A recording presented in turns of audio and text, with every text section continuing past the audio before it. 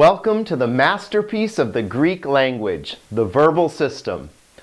Now, at first, you may not feel like this is a masterpiece. It may feel sort of more to you like a chamber of horrors, but let me promise you that as we go through this and as you begin to understand the Greek verbal system, it is stunning. It is one of the things that makes the Greek language so precise, so clear, and just it's the thing that once you grasp will make you so happy that you did. So understand it's going to be some work, so I say this up front, but let me encourage you, it will absolutely be worth it. Now, with nouns, we saw that every Greek substantive, right, had case, number, and gender. And with the modifiers, we saw that, for example, we had to have all four cases and two numbers, singular, plural, right, and the three genders, and we multiplied this times 4 times 3 times 2, and we came up with 24 possible forms for all of these Greek modifiers, and that sort of bothered us because we're not used to that in English. Well, with the verbs, we take it up a notch, and here's why. With the verbs, every Greek verb will tell you 5 things. And these are the 5 things that you will become very familiar with, but here they are.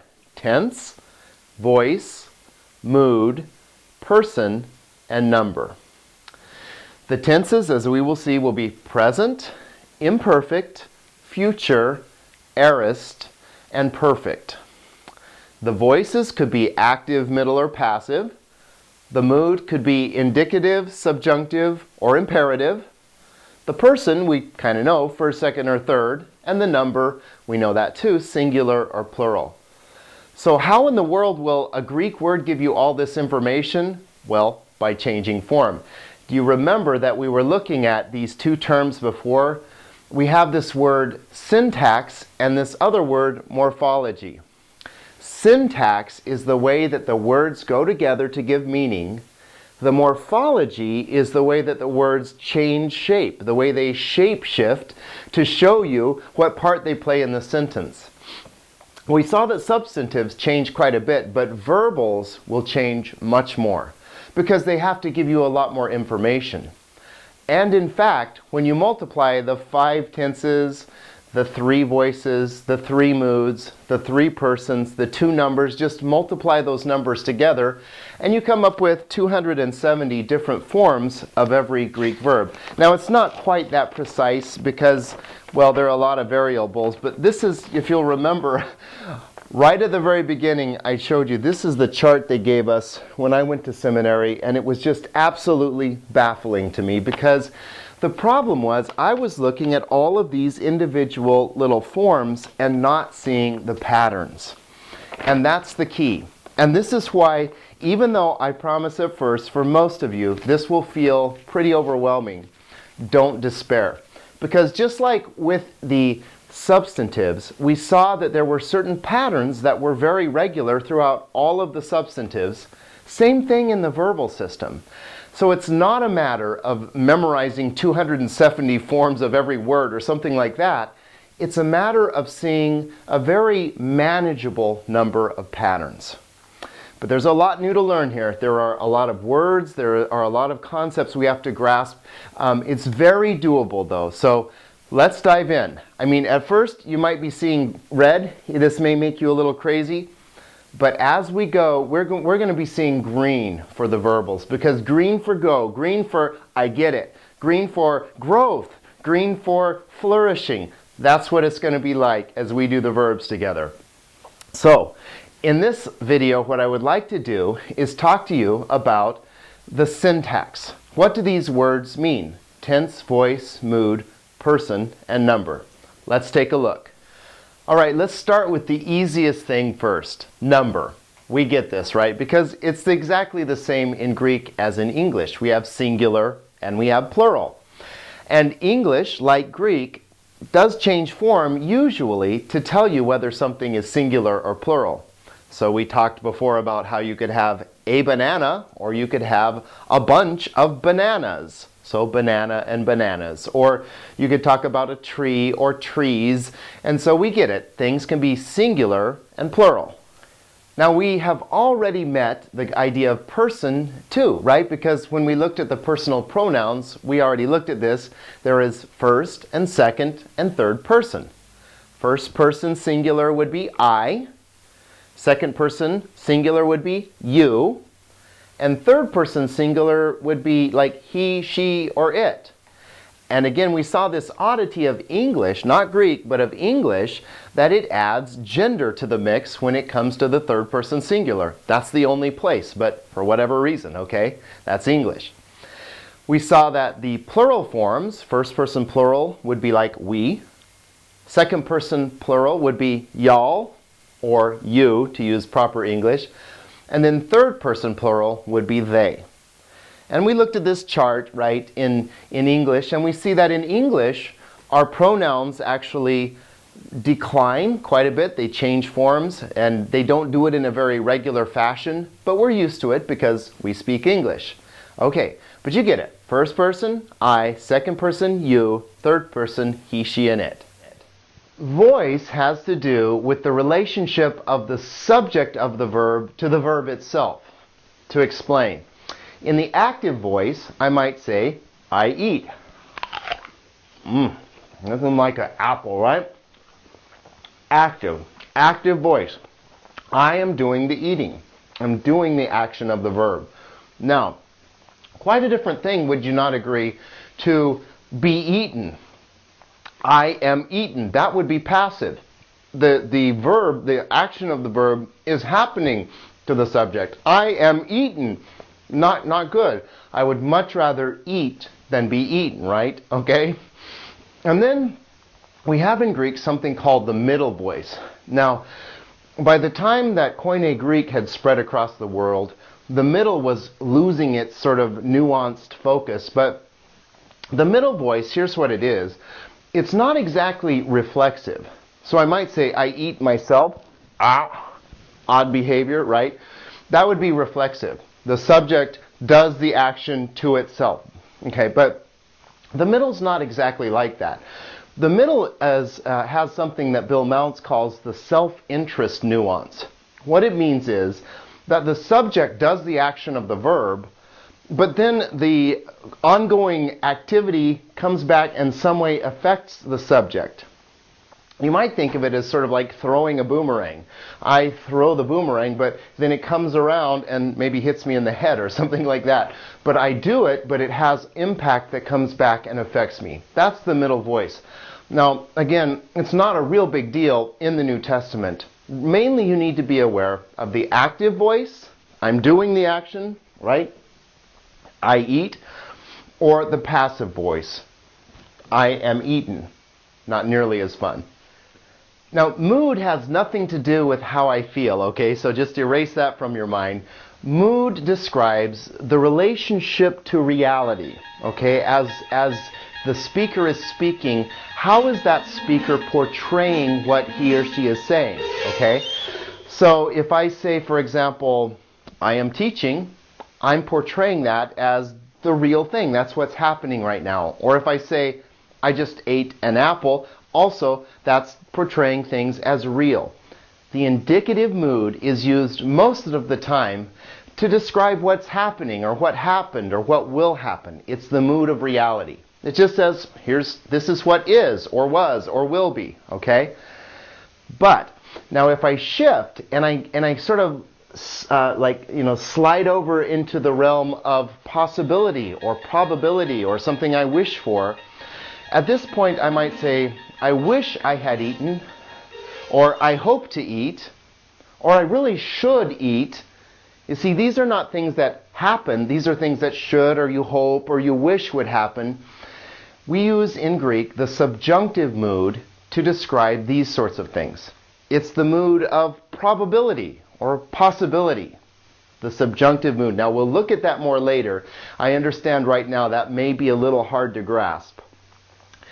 The third mood that we look at in Greek is the imperative mood. Now this one's pretty easy. It's the mood of command. Like, listen up, right? I command, right? Or wake up, or, I don't know, study, or whatever we say when we command. You know, we tell our children, clean your room, or whatever it is. Sit to the dog.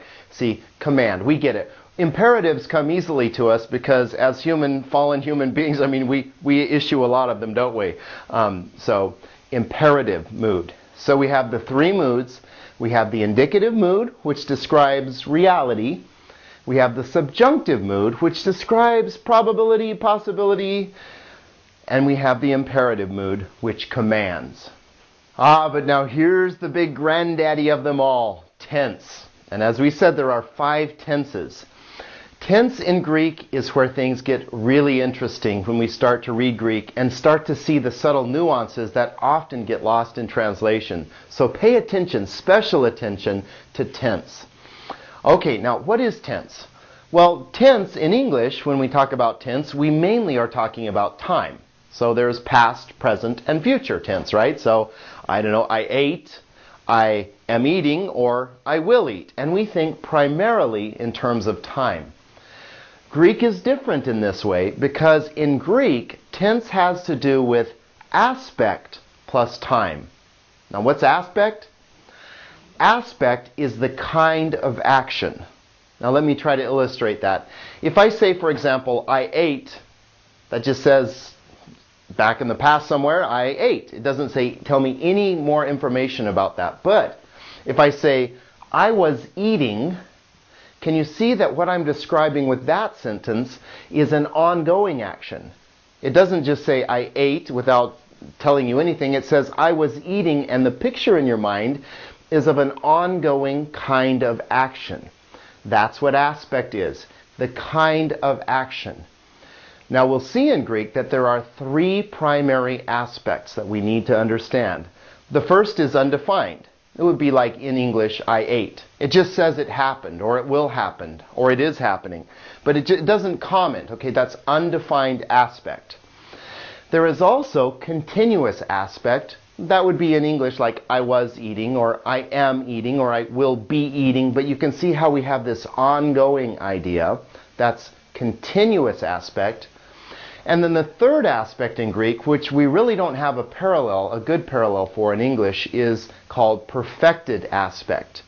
And perfected aspect describes something that happened in the past and is ongoing right up till this present day. So, for example, if I say, lots of times in the Greek it will say, we were saved. Well, that just sounds like, undefined to us in English, but if it's perfect tense, and it often is in Greek, what it means is it happened and it's ongoing.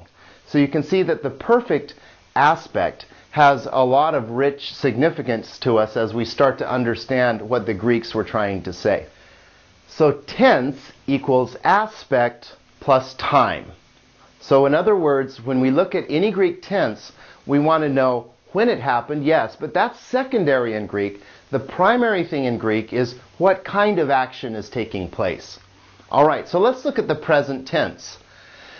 The present tense in Greek defines either ongoing or undefined aspect. So that's the kind of action. I am eating, or I eat, for example. So that's the aspect. And the time, of course, is present. It's happening right now. Undefined or continuous aspect plus present time. That's what present tense is in Greek. Here is an example of a present tense in Scripture. Let's read this verse together. 1 John 3:9. Pas ha gagenemenos ek tu theou hamartian ou poie. Means all those who have been born of God do not do sin. Poieo here means to make or do. They don't make sin. They don't do sin, okay? But what's important here is that this verb is in the present tense. Now we'll learn how to see why that's the case later, but this is present tense. So most translators see that as an ongoing aspect. In other words, sin is not something we habitually do or continually do. Because if it means that no one who is born of God ever sins at all, well then, sadly, no one has ever been born of God because we all sin. And even John will say that, right, earlier in his letter.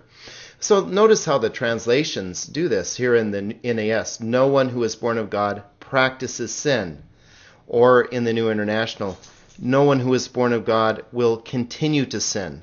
Or the New Living, They do not make a practice of sinning. Now the King James does it, whoever is born of God does not commit sin. Now that's undefined, okay? And that's a legitimate translation of the present. But if that means that those who have been born of God never sin, again, we're in big trouble. The imperfect tense in Greek always defines ongoing aspect in past time. In English, we usually just translate it was doing whatever. So like Jesus was teaching. See how that's different than just saying Jesus taught. It describes an ongoing state of affairs. Here is an example of the imperfect I just ran across in Galatians. It's talking about when Peter was with the Gentiles and he was eating with them until certain people from James came and he got uncomfortable and stopped. And Paul didn't like that. But anyway, here's my point. Used to be that Peter would eat meta ton estheon, okay, with the Gentiles. But notice this verb right here. He used to eat with them. Now notice, used to eat, it's not all in there. Why do we translate that used to eat? Because this is imperfect. Again, we'll learn why that is later. But notice that how that's translated. He used to eat because it's imperfect. Notice the King James doesn't translate it continuously. NIV does. The New Living just does say he ate, which I think is not quite as exact. Because this is imperfect. It's implying that this was his practice. This is what he used to do. It was an ongoing habit, not just a one-time event. The future tense in Greek defines something in future time, no surprise there. So the time is future. The aspect is undefined. So I will go, for example, or I will study, or whatever verb we put in there. It just says that something will take place in future time, and it doesn't give us any information about what kind of action is involved. The future is nice simple translation, but for example, tate ere ha basileus. So the king then, ere, will say, that's a future tense, so will say. And you can see all of the translations pretty much do exactly that. Future is usually pretty straightforward. The aorist tense in Greek is sort of like the future, except now we're looking at past time. It's undefined action in the past. So something happened, but we're not commenting on the kind of action. We're just reporting the event. Undefined aspect, past time. That's the aorist tense. Here's an example of the aorist. It says Cain murdered Abel. Okay, so here we have, let's read it together. Cain ek tu paneru ein. Kai esfaxen ton adelphon autu. Cain was of the evil one, and here's our word, esfaxen. It's just a nice aorist, and it just says it happened. And you can see there's no comment. It just says he did it. And finally, the perfect tense. Now this is the richest tense of all because it is one where it's hard to really capture the idea of the Greek with English translation. The aspect of the perfect tense, no surprise, is perfected. Perfected action, meaning it's action that took place in the past and is ongoing right up to the time of the speaker. So the time, of course, in his past, it's not really past, present, or future. It's kind of all of that, okay? It happened and it is happening all at the same time. One of the greatest ways, I think, to illustrate this is something that you'll read sometimes in Scripture when it says, it is written. And then it quotes something that was written. But you see that when we say in English, it is written, it kind of means it was written, it stands written, it remains written. It has all of that. So the perfect tense is perfected aspect, and the time is hard to nail down because it's the past coming on right up to the present and pointing into the future, although the perfect tense doesn't really go there, it points that direction. There are great examples of the perfect all over the place, but here's one just because we were just in the passage. We saw earlier that those who have been born of God, hamartion ou poie, they don't practice sin. But why don't they practice sin? Here's a perfect right here. Because, let's read this together. Pas, ha, ge, gen, e, menos, ek, tu, theu. Now this word right here, ge, gen, e, menos, is perfect tense. So you'll notice that the translations translate it, no one who is born of God, or whosoever is born of God, or no one who is born of God, those who have been born into God's family. Okay, but those don't really capture the full weight of this perfect tense. To be born of God means that something happened in the past which is ongoing in your life, which then works out into the way that you live, right? So what's being described by this perfect tense is so much more than just something that happened in the past. Gegenemenos. So as I said, the perfect tense is really rich. So there you have it. That's the syntax. Tense, voice, mood, person, and number. And what you need to be sure that you can do is to fill out this chart, to know what the options are here, and to have some idea at this point what they mean. Obviously, as we go forward, we'll begin to understand this more fully. But with tense, what are the options here? Remember, there are 5 tenses. It might be present, imperfect, future, aorist, or perfect tense. Those are the 5 tenses. What are the 3 voices? Active, middle, and passive.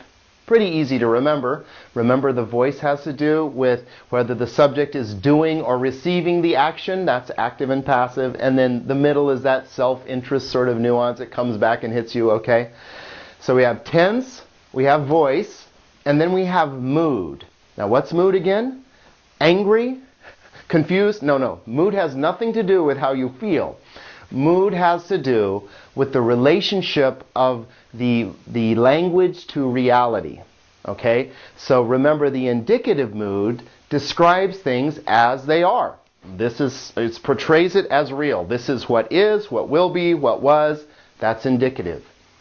The subjunctive mood describes things as how they might be or should be, or if this happens, it will be. But we're in the mood of possibility with the subjunctive. And then, of course, the imperative mood makes commands. It demands things. Listen up, right? Okay, so we have tense, voice, mood. Person is fairly easy for us, I think, because we've seen it before. We have first person, I. Second person, you. Third person, he, she, and it.